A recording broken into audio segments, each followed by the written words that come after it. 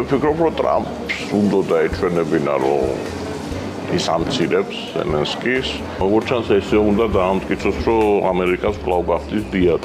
ცუდი გზა არის ჩემი აზრით და მე მგონი პირიქით პროცესი შეიძლება დაიწყოს. ტრამპის ამ საქციელმა შეიძლება სათავე დაუდოს ძალიან მძიმე პროცესს, როდესაც დასავლეთის ჩამოვარდნა მოხდება აი ამ პედესტალიდან. ცუდი იყო ის, რომ ამერიკელებმა ცუდად გაითამაშეს ის, რომ ზელენსკისთვის დაებრალებინათ მოლაპარაკებების ჩასვლა. წერდი, რომ მთავარი ამოცანა ზელენსკის იქნება, რომ მას არ დაბრალდეს მოლაპარაკებების ჩასვლა. ხო და გამოდის რომ ვერ შეასრულა ეს ამბავი. ხო, რა თქმა უნდა, ვერ შეასრულა. ზელენსკის ეუბნები მსოფლიო ომში მithრევ ზელენსკი დაესხა თავს რუსეთს. ხლა ეს რაღაც მოხდა გუშინ. ამის ვერ როგორ წარმოგიდგენიათ ხა უკრაინის ბედი როგორ შეიძლება განვითარდეს? უნებრივია ტრამპი თუ განუდგა ევროპას და განუდგა ამ ერთიანი დემოკრატიული სამყაროს ლიდერობას, მთლიანად იცვლება კონფიგურაცია, ხო? ხა ჩვენ გვაქვს განსაცდელი, ჩვენ რა უნდა ვქნათ? ამეთ შეიძლება თუ უკრაინის კონფლიქტი რო გადაწყდება და იქ რაღაც უსაფრთხოების გარანტიებს ალბათ მიიღებს უკრაინა, აქ ჩვენც აღმოჩნდეთ ამ პაკეტში. რა გინდა? არ ჩანს, ხო? ეს იმას ნიშნავს, რომ ქვეყანა რჩება უსაფრთხოების კლუბის გარეშე. მოგესალმებით, მე ვარ ჟურნალისტი მერაბ მეტრეველი და ეთერშია გადაცემა პოლიტქალაქი. იმან რაც პარასკევს ამერიკის შეერთებული შტატების დედაქალაქში, თეთრი სახლის ოვალურ კაბინეტში მოხდა, ფაქტობრივად მთელი მსოფლიო შოკში ჩააგდო. ასეთი რამ აქამდე არავის სტუმარ ჩასულ პრეზიდენტს ამერიკის პრეზიდენტმა და მისმა გუნდმა ფაქტობრივად პირდაპირ ეთერში საქმის გარჩევა მოუწყო. ხელმოსაწერად გამზადებული ხელშეკრულება ხელმოუწერელი დარჩა. ზელენსკი ამერიკიდან ხელცარიელი დაბრუნდა. ახლა მთელი მისი იმედები ევროპას ემყარება. გამოიჩენს თუ არა ევროპა ლიდერობას, რაბედიელის უკრაინას და რაბედი გველის ჩვენ შეცვლილი მსოფლიო წესრიგის პირობებში. ამ და სხვა საკითხებზე ვესაუბრებით ჩვენი გადაცემის სტუმარს, პოლიტიკის ანალიტიკოს ირაკლი მელაშვილს. მოგესალმებით, რატო ირაკლი, მადლობა გადაცემაში მონაწილეობისთვის. დღეს შაბათია, როცა ამ გადაცემას ვწერთ, ამას ხას იმიტომ უსვამ, რომ გადაცემა ხვალ გადის და ისე სწრაფად იცვლება მოვლენები, რომ არ ვიცით ხვალ რა მოხდება. ამ გადაცემას ვწერთ იმ ფონზე, რაც მოხდა გუშინ ოვალურ კაბინეტში ვაშინგტონში, როდესაც ზელენსკის და ტრამპს შორის ფაქტობრივად უპროცედენტო რამ მოხდა, ესეთ ოვალურ კაბინეტში ასეთ რამ არ მოხდა რა, კამერების წინ ასპინძელი პრეზიდენტი და ჩამოსული პრეზიდენტი დებატები გამართა. ფაქტობრივად შეელაპარაკდნენ. მოდი ამ ბოლო ინციდენტით დავიწყოთ, რომელმაც მთელი მსოფლიო მოიცვა და ყველა ამაზე საუბრობს. როგორ შეაფასებთ რა მოხდა რეალურად? მე მესმის, რომ მთელი ევროპა უჭერს მხარს ზელენსკის და სოლიდარობას უცხადებს. ამერიკაში ისეც ფიქრობენ, ასეც ფიქრობენ. თქვენ როგორ გონიათ, ხომ არ იყო ზელენსკისგან ზედმეტი მაგალითად ის შეპასუხება და ხო არ უნდა გაეტარებინა ვიცე-პრეზიდენტის ის გამონათქვამი და ასე შემდეგ. ანუ უფრო მეტი დიპლომატია ხომ არ უნდა გამოეჩინა ასეთი მოსაზრებების მოვისმინეთ. მადლობა მერაბ ამ დღევანდელი შეხვედრისათვის. პირველ რიგში ფაქტი, რომ ბოლომდე ვთქვათ, უარესი გაგრძელება იყო კიდე, როდესაც გავიდნენ ოვალური კაბინეტიდან, მოლაპარაკება აღარ შედგა, ანუ ზელენსკი და მისი გუნდი დატოვეს ცალკე ოთახში, თვითონ შევიდნენ, ისაუბრეს და მერე დაავალა თავის ერთ-ერთ თანამშრომლს, რომ შესულიყო ზელენსკისთან და ეთქვა, რომ დაეტოვებინა მას თეთრი სახლი.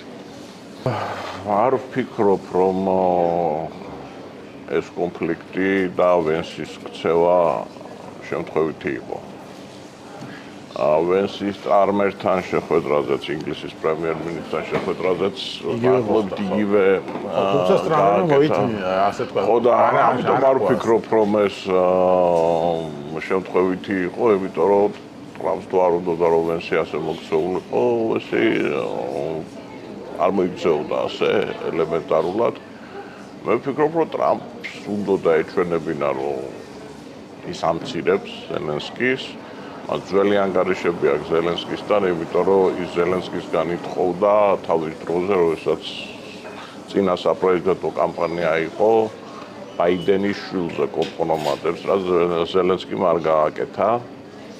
და ამის შემდეგ საკმაოდ დაძაბული ურთიერთობა აქვს და საერთოდ არაფერ შუაში არ იყო ეს შეხვედრა და როგორ მოიქცა აქ ზელენსკი, ჩვენ მანამდე ვნახეთ ხო ტრამპის განცხადებები, ზელენსკი დიქტატორია. ხო, მე უარყოფი განცხადებები. მე როდის ზელენსკი რო ჩამოდიოდა საუკეთესო პრეზიდენტია უკრაინისო და ასეთად თვითონ მანამდეც იყო ხო, საარჩევნო კამპანიის დროსაც ის საკმაოდ ისე აგდებით იხსენიებდა ზელენსკის კლოუნი და ბაიდენზე უარესებს ლაპარაკობს, მაგრამ ფაქტია, რომ ტრამპს არ სურს ზელენსკისთან მეგობრობა და პირიქით ტრამპს სურს დაამციროს ყველა პატარა ქვეყნის ლიდერი. მე მინდა ერთი ფაქტი გაგახსენოთ. ძალიან გულში მოხვდა მაშინ ტრამპის პირველი პრეზიდენტობის დროს საქართველოს პრემიერ-მინისტრის ვიზიტი და ის სურათი, რომელიც გამოქვეყნდა. კვირიკაშვილის ვიზიტი. გახსოვს ის სურათი? სურათი მახსოვს. დავიჟარე ტრამპი და ფეხზარდღარი კვირიკაშვილი, ყველა დიპლომატიური ეტიკეტის დარღვევა.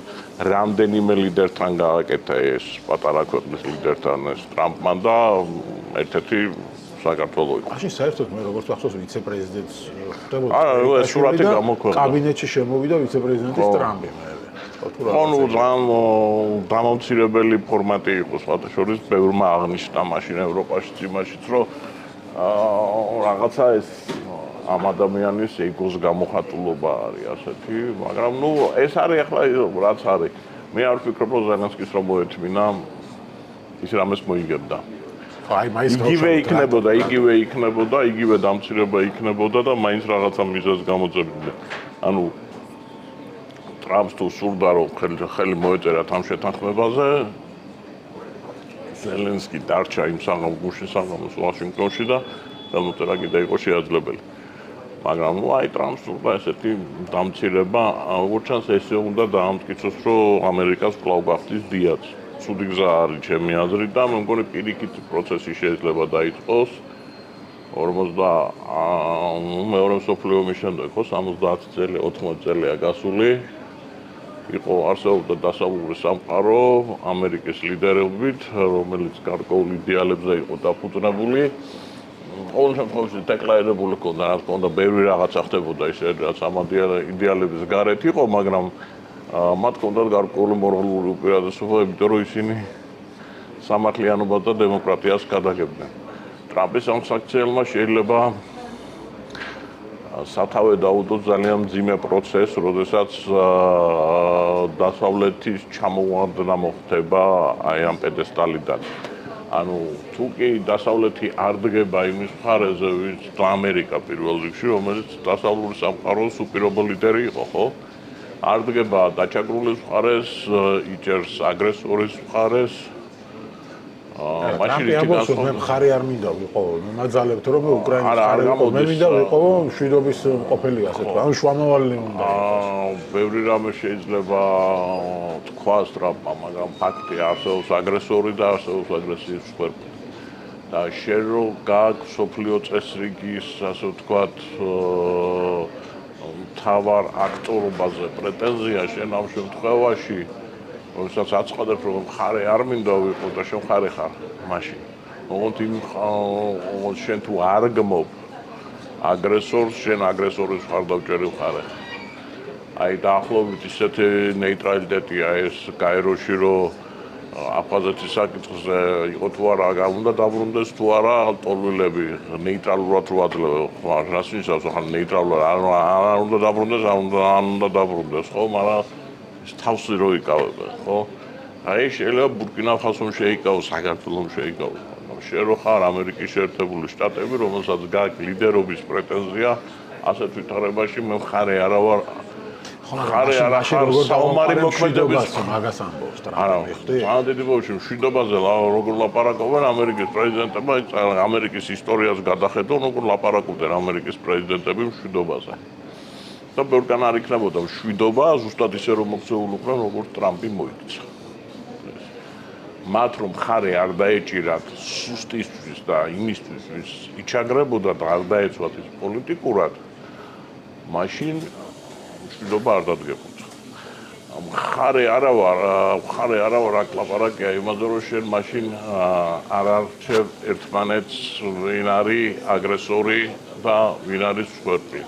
და თუ აგრესორთან სხვერპლს თუ არ აქცევ ყურადღებას და ასე არეგულირებს, საკითხში აგრესორი ყოველთვის მოგებულია, იმიტომ რომ შენ ჯდები მხარე არა ვარ და აი ნულოვანი სიტუაცია, აი ახლა რაც არის, ამაზე ვიწყებ მსჯელობას და ახლა რაც არის, როგორ ეწყებ იმაზე მსჯელობას. მაშინ ხო ამ აგრესორმა რაც შეიტყაპუნა, ეს მისია, ხო? თუ შენ მხარე არ ახარ და საერთოდ შეფასებას არ აძლევ იმას, რომ აი ამ ორ ქვეყანას შორის ვინ არის დამნაშავე და იძახი, რომ არ მაინტერესებს რა ხდებოდა, ხო ამას ამბობს, არ ვიცი, არ მაინტერესებს, რომ წინა პრეზიდენტების დროს იყო ბუშიო, ობამაო ისე არ მე ვერ გამბედავს და მოდი ნულიდან დავიწყოთ. ნულიდან დავიწყოთ რას ნიშნავს? ნულიდან დავიწყოთ ნიშნავს იმას, რომ ყრიმი მისია, ეს ტერიტორიები მისია, აქედან იწყებ. ეს ხარე არ ახარე, მაშინ გამოდიხარ აგრესორის ხარე. ხო, თან მეორე პრობლემა არის და მე მგონი ვერ ხვდებიან. ცუდი იყო ის, რომ ამერიკელებმა ცუდად გაითამაშეს ის, რომ ზელენსკისთვის დაებრალებინათ მოლაპარაკებების ჩასვლა. ჩემი აზრით შეიძლება ეს გუშინ საერთოდ თურქეთში შეხვდნენ გუშინ მხარეები ერთმანეთს, ამერიკელები და რუსები. სიამოვნებაში პრობლემა იმაში იყო, რომ იმას რასაც ტრამპი ამბობდა, რომ აი ახლა ნულოვანით დავიწყოთ მუშაობა, ნულოვანი მდგომარეობა, აი გავყინოთ ეს მდგომარეობა და აქედან დავიწყოთ საუბარი. რა თქმა უნდა, უკრაინას არ ატყობდა, მაგრამ პუტინისთვის ეს სიკვდილი იყო. პუტინისთვის ეს სიკვდილი იყო, იმიტომ რომ ფაქტურად გამოდიოდა, რომ სამი რეგიონი, რომელიც მან შეიყვანა რუსეთის შემადგენლობაში კონსტიტუციაში ჩაწერა, კონსტიტუციაში ჩაწერილი აქვს მათ, რომ გასხვისება ტერიტორიების აკრძალულია, ნებისმიერი შეთანხმება, რომელიც შეეძლო დაედო პუტინს უკრაინასთან, ან ამერიკასთან ამ მნიშვნელობა აქვს, სადაც ეს ტერიტორიები არ იქნებოდა მისად მიჩნეული, ეს ხელშეკრულება და შეთანხმება ანტიკონსტიტუციური იქნებოდა. გარდა იმისა, რომ პოლიტიკურად პუტინს პასუხისმგება მოუწევდა იმ შეიარაღებულ ხალხთან, ისთვის დაიწყო. და მართლა დაიწყო 200 სოფლის დასანგრევად და სამი პატარა რაიონული ცენტრის ასაღებად, არა ხო? 3 წელი რა შეაკლე 1 მილიონამდე არის დაღუპული და დასახიჭრებული. ამიტომ მე ვფიქრობ, რომ ეს ქცევა შეიძლება მოგებული ვერ გამოვიდოდა, ხო? არა, მოგებული კი არ გამოვიდოდა, ფეხებით დასაკიდე გახდებოდა რუსებისთვის, იმიტომ რომ შედეგი რა იმედებიც ჰქონდა პუტინს და რისთვისაც იწყებდა ომს, იმისთვის კატასტროფული აქ. კიდევ ერთხელ ვიმეორებ, ვერც ერთი საოლქო ცენტრი იმ ოლქებიდან, რომელიც მან შემოერთებულად გამოაცხადა, ის საფრთხით თვალსაზრისით მას ვერ აკონტროლებს და ვერ გააკონტროლებს. და ასეთ ვითარებაში საომარი მოქმედებების შეჩერება ეს ძალიან დიდ უკმაყოფილებას გამოიწვევდა სწორედ იმ ნაციონალისტურ პუბლიკაში. ჩვენთან ვინც არიან ვთქვათ პრორუსული განწყობილები და გამხელისუფლების მომხრეებიც რატომღაც ყველანი ამბობენ, რომ აი თუ ესე დამთავრდა, ახლა გამოდის, რომ რუსეთმა მოიგო და ჩვენ ხო ვამბობდით, რომ რუსეთმა მოიგო. რუსეთი მოგებული დარჩა და ვამბობდით, რომ უკრაინა ვერ მოიგებს, რუსეთის დამარცხება შეუძლებელია და ასე შემდეგ. დღეს რო ესე დასრულდეს, მართლა როგორც არის, ეს ნიშნავს, რომ რუსეთმა მოიგო ეს? არა, კაცო. რას ნიშნავს ახლა? ხო, ფაქტებზე შეგვიძლია ვილაპარაკოთ. კაცმა შეიყვანა ზაპოროჟიე, დონბასი და დონეცკი და ლუგანსკი რუსეთის შემადგენლობაში. ზაპოროჟიე და ხერსონი დამატებით, ხო? ზაპოროჟიეში საზღვართან არ არის ოლქის მისული, არათუ აღებული აქვს რაიმე, საზღვართან არ არის მისული, ხერსონი აღებული ჰქონდა და გააძევეს უკრაინელებმა, ანუ ხერსონის ოლქსაც ვერ აკონტროლებს. ლუგანსკი და დონეცკი, რომელიც ასევე შეყვანილი აქ ადრე, რუსეთის შემადგენლობაში, იმასაც ვერ აკონტროლებს სრულად. ანუ მას უწევს ხელშეკრულების გაფორმება, რომელიც კონსტიტუციის წინააღმდეგია, წინააღმდეგობაში იქნება, იმიტომ რომ ამ ხელშეკრულებაში ეს ტერიტორიები მისად არ დაფიქსირდება. ეს კონსტიტუციით არის აკრძალული და არის სისხლისამართლით დანაშაული, ვინც ამას ხელს მოაწერს. ეს რომ ეხლა რუსული პროპაგანდა ცდილობს რომელნაირად აი სალავიოვები ოღონდ პროპაგანდის ნაწილი უკვე აი სალავიოვი აბსოლუტურად არ გაწყვეტილი ვინც არის, ანუ ხარი დაუჭირონ რამენაერად სამშვიდობო შეთანხმების დადებას ნებისმიერი სახით, ეს ფაქტია, მაგრამ ნახეთ რა ხდება იმ Z კანალებში, რომელსაც ცოტა ხნის წინ იგივე კრემლი აფინანსებდა, ხო, რომლებიც აი ამ სამხედრო აგრესიის მხარდამჭერები უნდა ყოფილიყვნენ. ისინი გაწოფებულები არიან და წერენ, რომ ეს იქნება ახალი გარიგება, რომელიც რუსეთის ტერიტორიებს დააკარგვინებს. იმ ტერიტორიებს დაკარგად ცვლიან. თუ კონსტიტუციაში მიწერია, რომ ეს ჩემია. ჩემია ზაპოროჟია. ხო, ანუ კარგავ ტერიტორიებს, ხო, შეთანხმებით რა. აღარ ვლაპარაკობ იმას, რომ ეს 60-ანა იყო უკრაინის ტერიტორიის დაპყრობა. უკრაინის კი არა, მეორე მსოფლიო ომის შემდეგ პირველად ისი ჯარი დგას რუსეთის ტერიტორიაზე, კურსკის ოლქი ვერ გაწმინდეს.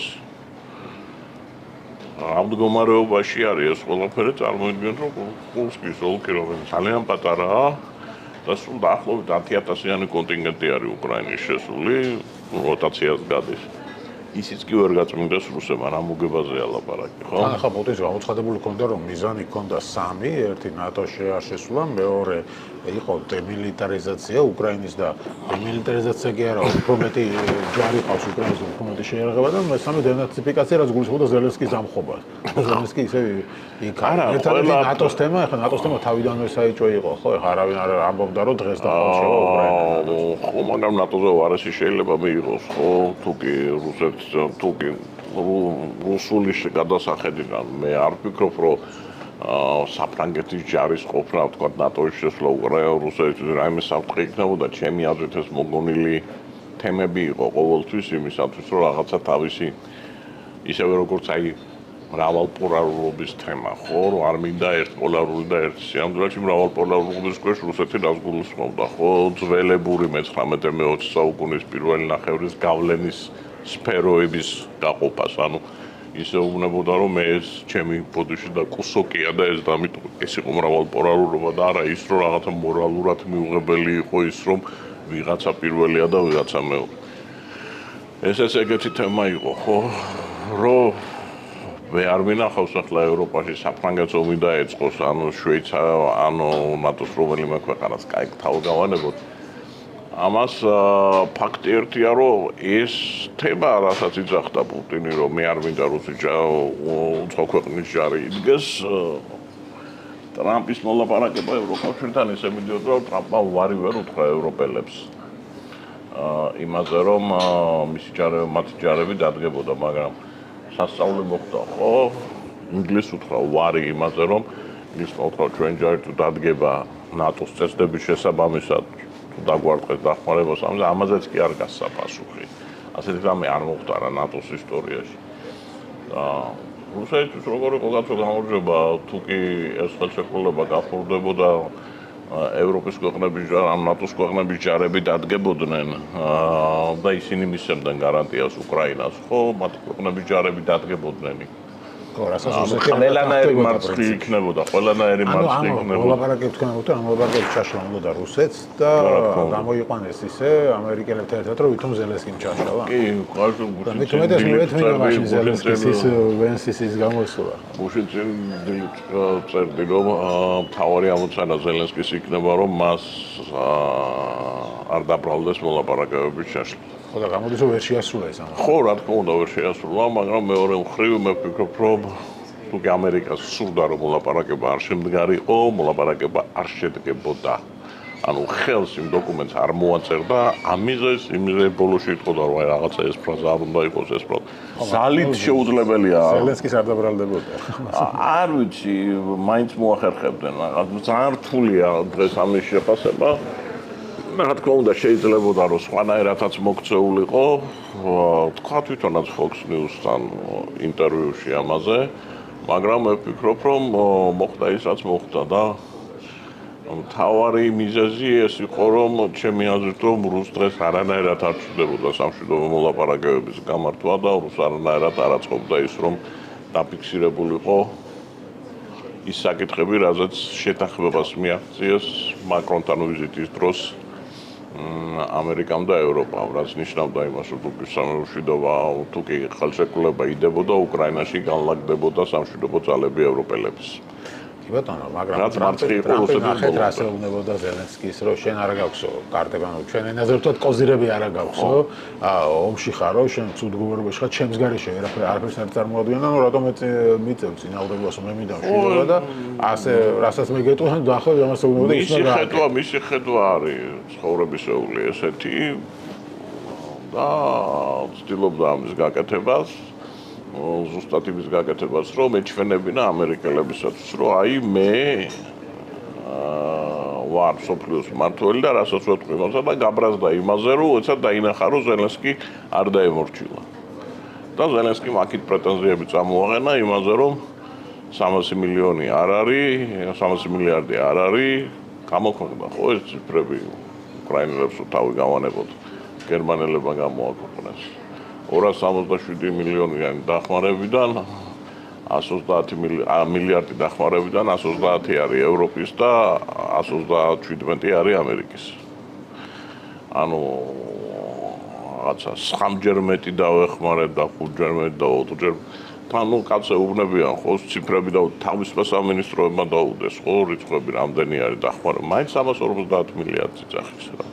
ანუ ეს არის რა ასეთი აირჩიეს პრეზიდენტად ყველაფერს ვერ იზამ. ხო, და კიდევ ერთი რაც უთხრა მნიშვნელოვანი იყო, რომ შენ მესამე მსოფლიო ომს ეთამაშებია. ხო, ასე გამოვიდა, რომ მესამე მსოფლიო ომში გვითრეო.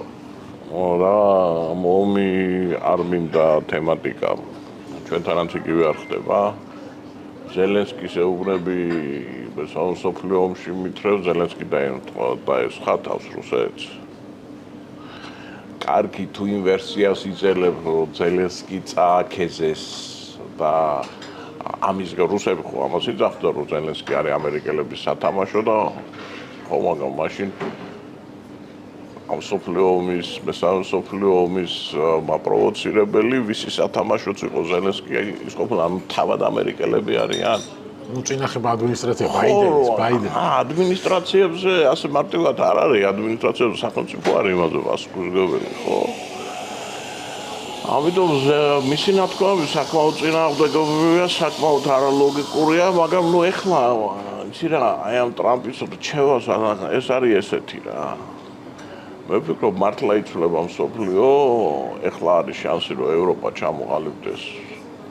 ის იყო ეკონომიკური ცენტრი მსოფლიოსი ერთ-ერთი უდიდესი დაახლოებით ერთნაირი მთლიანი შიდა პროდუქტი აქვს ევროპას და ამერიკას, ჯამურად ევროპას აღებული.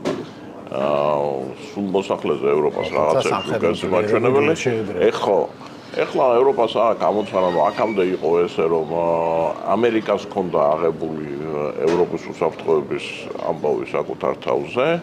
ეს ხათაშორის არ იყო ევროპელების მაინც და მაინც დიდი სურვილით. ნუ დაამადლიან ამერიკელები ვინმეს. ამერიკელებს ეს აწყობდათ, იმიტომ რომ ჯერ ეს ერთი გაზარდეს საკუთარი სამხედრო წარმოება და ამით უზარმაზარი მოგებები ნახეს. მეორეც ერთი ისინი მიიჩნევდნენ, რომ ამ ევროპამ ორი მსოფლიო ომი დაიწყო ახლა და მოდი ვიქნები მე სამართლიანი ჟანდარმის ფუნქციით და ეს სამართლიანი ჟანდარმი არ დაუშვებს, ასე ვთქვათ, სამხედრო კონფლიქტებს. შენ როდესაც იღებ ევროპის კონტინენტზე სამართლიანი ჟანდარმის ფუნქციას, მე ნეიტრალური დავრჩები იმ დროს, როდესაც უკრაინა თავს ესხმიან, უკვე აღარ გამოდის. ანუ შენ ვარს ამბობ ამერიკელებმა ვარი თქვეს დღეს იმ ფუნქციის შესრულებაზე, რაც თავის დროზე მათ აღებული ჰქონდათ ევროპის უსაფრთხოების კუთხით. ეუთო ევროპის უსაფრთხოების და თანამშრომლობის ორგანიზაცია. ისთვის შეიქმნა ამერიკელები, მისი დამფუძნებლები და ერთ-ერთი ინიციატორები იყვნენ. ჰელსინკის შეთანხმება 1975 წელს ისთვის მოეწერა ხელი. იქ ხო ვალდებულებები ამ მხარეების გაწევი. 1990 წელი პარიზი ჰელსინკი 2 პარიზში როდესაც მოეწერა. იგივე ვალდებულებები არის უკვე პოსტსაბჭოთა ფაქტობრივად დაშლილი საბჭოთა კავშირის ფონდზე, ხო?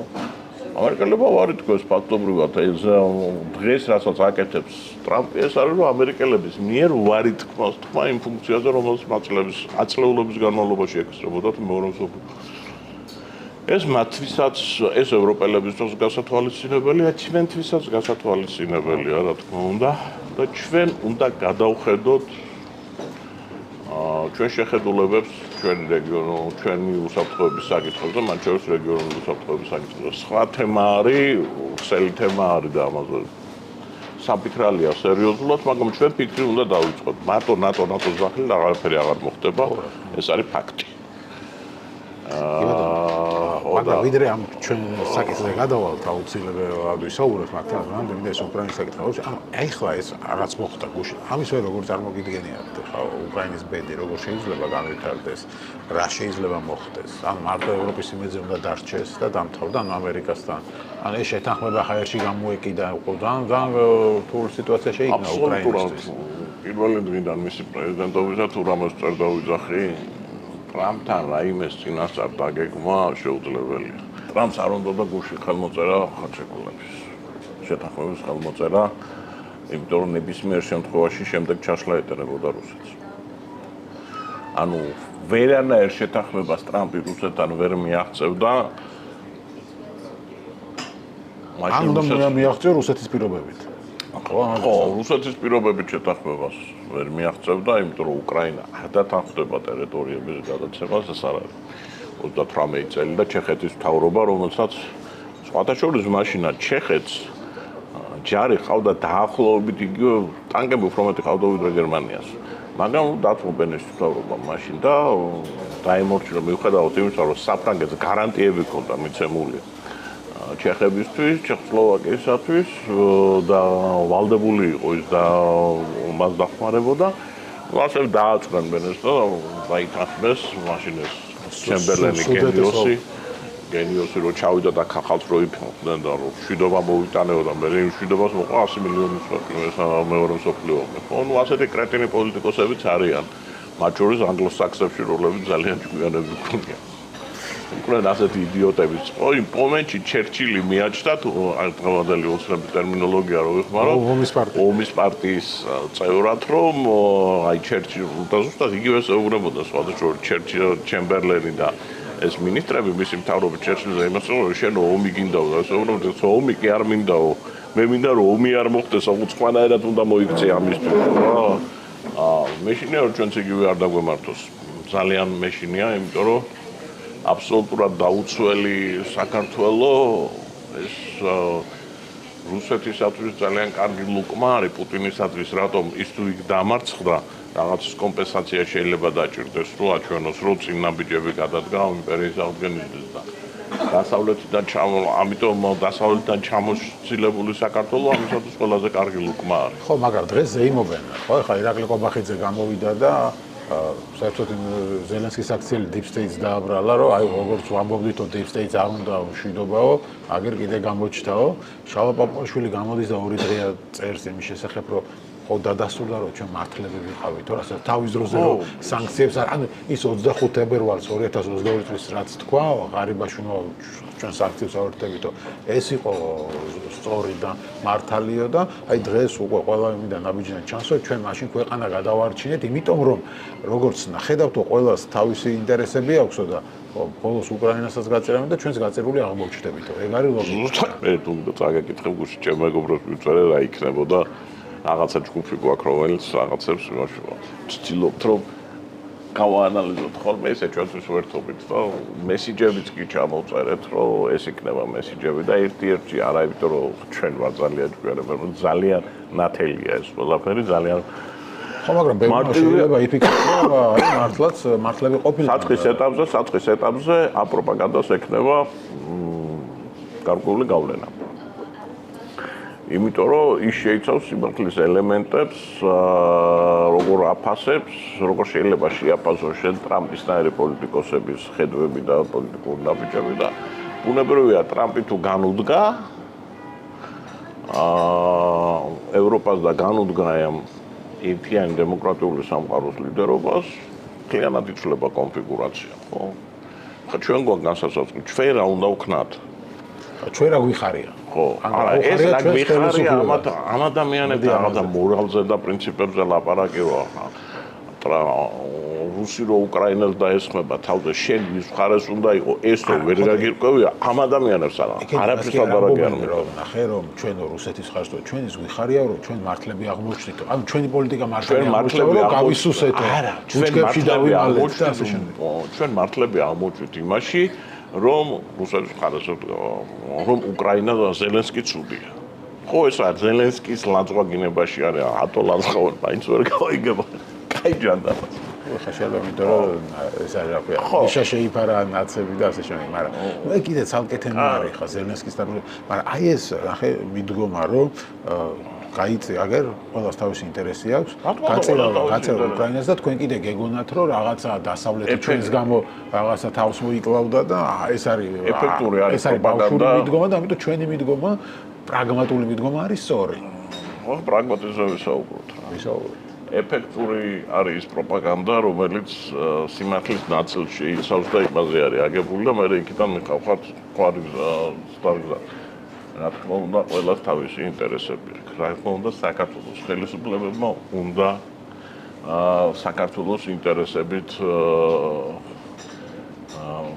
იმუშაონ, ხო? აქედან ეს ინტერესები უნდა დაიჭიროს. აი, აბსოლუტურად სწორი და ძალიან მეცინება ხოლმე ნერვი მეშლება კიდე ოპოზიციიდან ამაზე რო კამათობენ აი თქვენ ხარ ბიჭო კაცი მარტო ამაში არის ხშირად სისუსტე რომ ოპოზიცია ვერ ხდება იმას რომ კაცო თუ ოცნება იტყვის 2-4 შენი ოპოზიციონერობა არ მისბოქსიდან ვერ გამოდის ჩვენი ოპოზიცია ხო 2-7 არ უნდა თქვა იმიტომ რომ ოცნებამ უნდა თქვას 2-2 ოცნებამ თქვა 2-4 ამის გამო შენ 2-7-ას რო იტყვის შენ გამოჩნდები სულელის როლში და არა ხელისუფლება ამით შენ ოპოზიციონერებას არ ამტკიცებ ამით ამტკიცებს რომ შენ სულელი ხარ და რამდენჯერმე დაემატა ოპოზიციას ეს იმ მესიჯბოქსში რაც ხელისუფლებას ჰქონდა მას ააკეს ნაწილი ხო რაღაცა სიმართლეს იწახის რომელიც ყველასთვის გასაგებია ანუ როგორც ეს სიმართლე მარტივი ქვეყანას თავისი ინტერესები უნდა დაიცვა ამაზე რო ჭუხდა უერა ხარ რა და ეხლა მაშინ ინტერესებზე ველაპარაკობთ რა ჩვენ გვჭირდება დაცვა ხო ჩვენ არ გვინდა რომ დაგვარდოთ როდის უფრო მეტი აქვს პუტინს იმისი ცდუნება რომ დაარტყას საქართველოს და ერთ ქვეყანას შუა აზიას ის ვერ დაარტყავს იმიტომ რომ იქ ჩინეთია აქედან მხარე უკრაინა მოლდოვა ნუ ის ხდება კავკასიაში აზერბაიჯანია რომელსაც დარტყვა თურქეთთან უსნიშნავს და დღეს რუსეთი თურქეთთან უსმენგები არ არის სომხეთთან პირდაპირ საზღვარი არ აქვს როგორც 2008 წელს მიუხედავად გამოსვლის შემდეგ აბსოლუტურად დარწმუნებული ვიყავ რომ ჩვენზე ლაპარაკობ და დავარტყავ ვიღაცასო ისევ არ ახლა დარწმუნებული რომ ერთადერთი შანსი პუტინმა თუ დაჭირდა რომ თავისი ასე ვთქვათ აი ეს მარცხი უკრაინის გამოისწოროს იქნება საქართველო და დაუცველი საქართველო ხელისუფლებას იმედი აქვს რომ თუ არ გააღიზიანებს ესე ეთამაშება მაშინ არ დაგვარდოს მე ვიძახი მე არ ვიძახი რომ დაგვარდოს მე საფრთხე დაუცველი საქართველოს პირობებში უფრო დიდია ვიდრე საქართველოს პირობებში რომელსაც რაღაცა პოლიტიკური დაცვა მაინც აქვს მე ვფიქრობ რომ სასწრაფო მოლაპარაკებები გჭირდება თურქეთთან ევროპის ქვეყნებთან სომხეთთან აზერბაიჯანთან იმისათვის რომ რეგიონალური უსაფრთხოების თემები დავწეროთ ცოტა განსხვავებულად.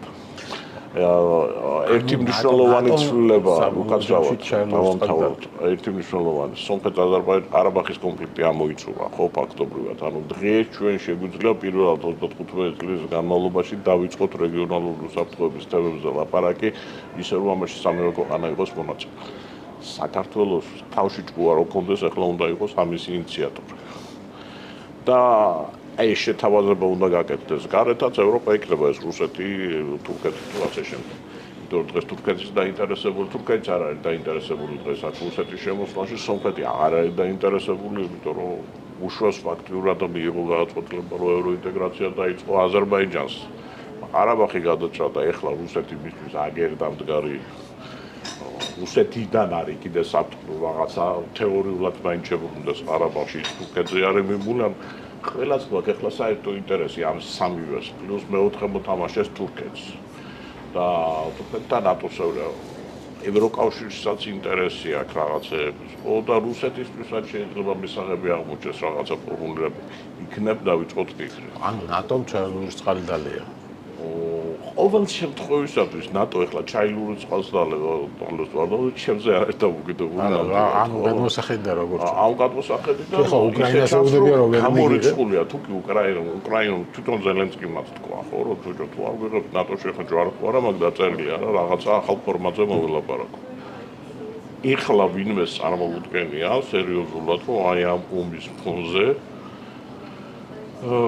საქართველოს ნატოში მიიღონ 24 წელი არ მივიდეს. ჩვენ ვართ სხვადასხვა ისტორიაში ყველაზე მრავალწლიანი, ასე ვთქვათ, მოლოდინის რეჟიმია რა, არავინ არ ყოფილა ესეთი, რომ რომელიმე საერთაშორისო გაერთიანებაში განაცხადი გაკეთებული იყოს და 24 წელი არავის არ მიიღოს. ჩვენ ვართ ახლა ეგეთი ნატოსთან მიმართებაში. რომალავ მაშინაც არარეალისტურად ვიმაშა და ამის გამო ლანძღეს 2006 წელს რომ ესა თქვი რომ 2020 წელი დადგება და ნატოში არ ვიქნებით მეთქი.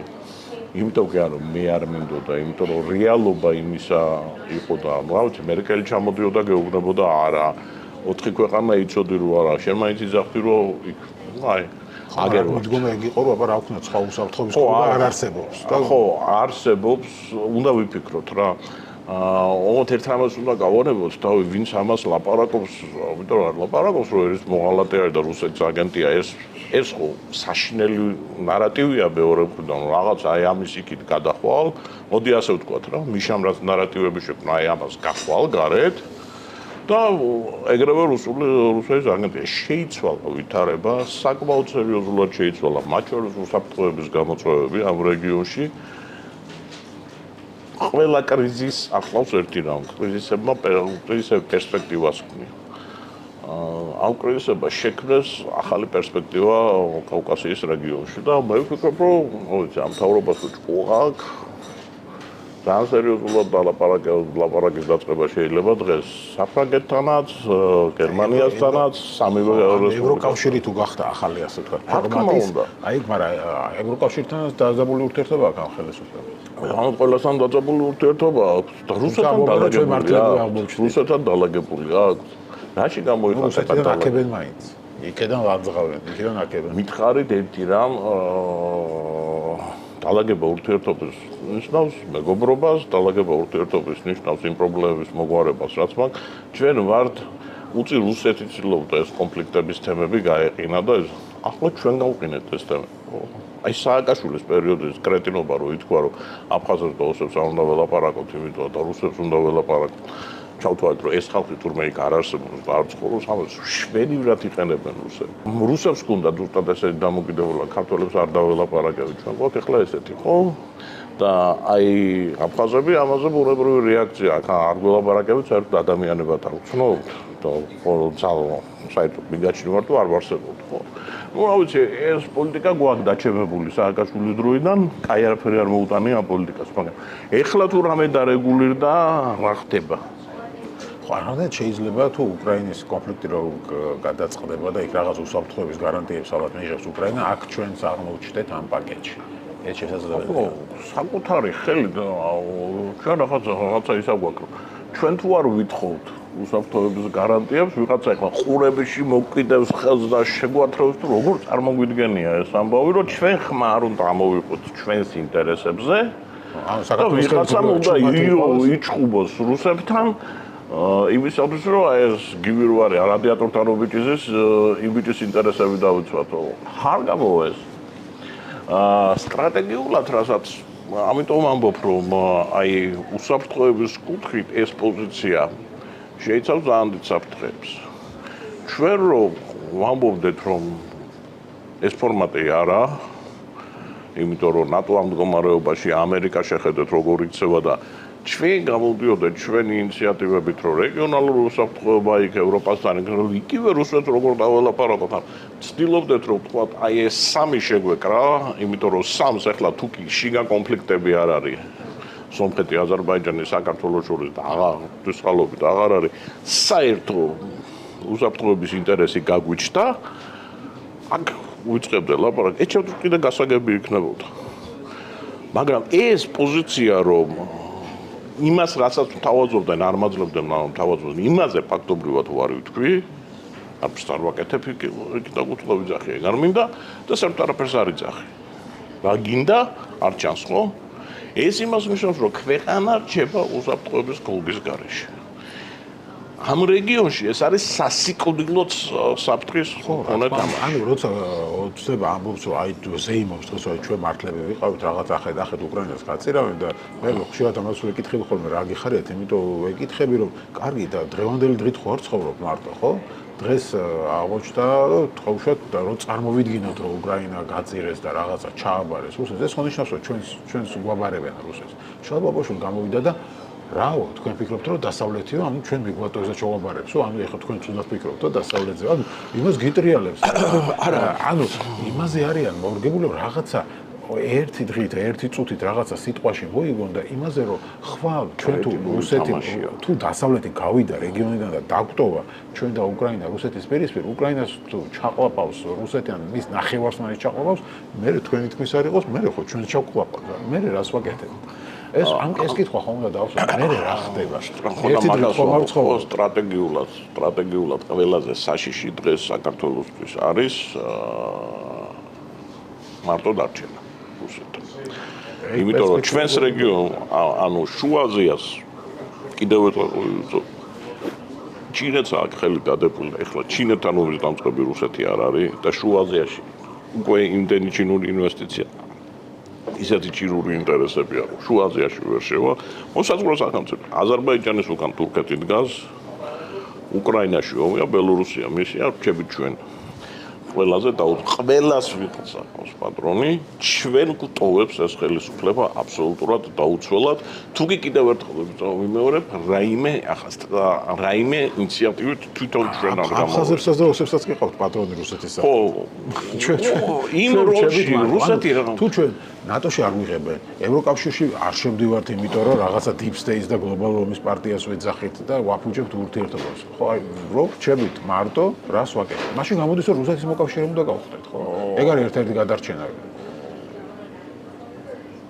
არავინ არ იცის ეს ამბავი და მე ვერ ვხედავ ოცნებაში ხალხს, რომელიც დაჯდება და ამ თემებზე სერიოზულად დაიწყებს უბრალოდ საგარეო საქმეთა მინისტრი მაგალითად, ხო? სერიოზულად დაიწყებს ამის დათვლას. ისინი მიყვებიან დინებას. ამ ხელისუფლებას მე არ თვლი ამ ხელისუფლებას, მე რუსეთის აგენტები არიან. ეს მიმაჩნია დისციპლინაზე და მორიგ შეცდომად ოპოზიციას. იმიტომ რომ მე ექსტრაპოლირება ხდება მე ამ შეხედულების იმ ადამიანებზე, რომლებიც მათ ხარს უჭერენ. მე მიმაჩნია რომ ეს არის ხელისუფლება, რომელიც ცდილობს ნებისმიერი ფორმით შეინარჩუნოს ხელისუფლება და ამისათვის მისი პოლიტიკური ტექნოლოგია არის არა დემოკრატია, იმიტომ დემოკრატიის დროს თავისუფალი არჩევნები შეიძლება დაკარგო ხელისუფლება, არამედ არის ზუსტად ისეთი რეჟიმების გაკეთება, როგორც არის აზერბაიჯანი.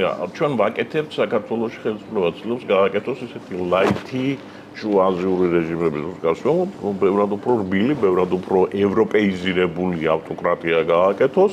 ოღონდ თავარი საკითხი რომ მისი ხელში ძალაუფლება იყოს, ეს შეინარჩუნოს. დასავლური სამყაროს წევრები არიან ასეთი ქვეყნები, მექსიკა, რომელშიც 80 წელი მმართველი პარტია და იაპონია, რომელშიც მეორე მსოფლიო ომის შემდეგ ერთხელ გამოიცვალა მმართველი პარტია, სულ რამდენიმე თვით, ხო, სოციალისტები გახდნენ, ხო, ლიბერალ-დემოკრატიული პარტია არის სულ მეორე მსოფლიო ომის შემდეგ. ამ ქვეყნებს არავინ არ უძახის დიქტატურას, ხო, ავტორიტარული სახელმწიფოები არიან, ხო, იაპონიაზე არავინ არ ამბობს, ხო, ამას.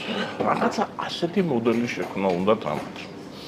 და ასეთი მოდელის პირობებში, რა თქმა უნდა, შენ უფრო ახლოს ჩდები რუსეთთან, ვიდრე დასავლურ სამყაროსთან. მე ვერ გაიგეს ამათ ერთი კაცო, ეს მოდელები შექმნილი არის მეორე მსოფლიო იაპონიის. ეს არის მეორე მსოფლიო ომის შემდეგ შექმნილი ცივი ომის დროს, აი ამ დაპირისპირების ეპოქაში შექმნილი მოდელები დღეს მსოფლიოში შეცვლილია. და დღეს ცოტა სხვა მოთხოვნებია. იმის დასავლეთ და დისტანცირების მიზეზი არის ის, რომ დასავლეთი ამათგან ითხოვს დემოკრატიას. და ამათ ეჭუბება რაღაცებზე სამართლიანად რაღაცებზე აი კი ბატონო მე ძალიან მაღაზიანებს რომ აქედან ჩადეს ვიღაცა და ნებისმიერ რეზოლუციაში საჭიროა თუ არა ტენიან მიხედავს სააკეთებს და მიმაჩნია ვინც ამას აკეთებს ის ხელისუფლების დისკურსზე აცხავს რომ შეგდებულად თუ შეუგნობლად არ ვიცი მაგრამ სტრატეგიულად ჯობ გადასაწყვეტება ცივილიზაციურად რომელი არჩევანი ხო აღმოსავლური დიქტატურები გვინდა თუ დასავლური დემოკრატია ოცნების მთელი პრობლემა არის იმაში რომ თვითონაც გაეხირა ამ საქმეში და ჩვენც გავხერხა მთელი ქვეყანა გახდა მოკლედ რთულ ვითარებაში ვართ ნახავთ რა იქნება მადლობა დიდი გადაცემაში მონაწილეობისთვის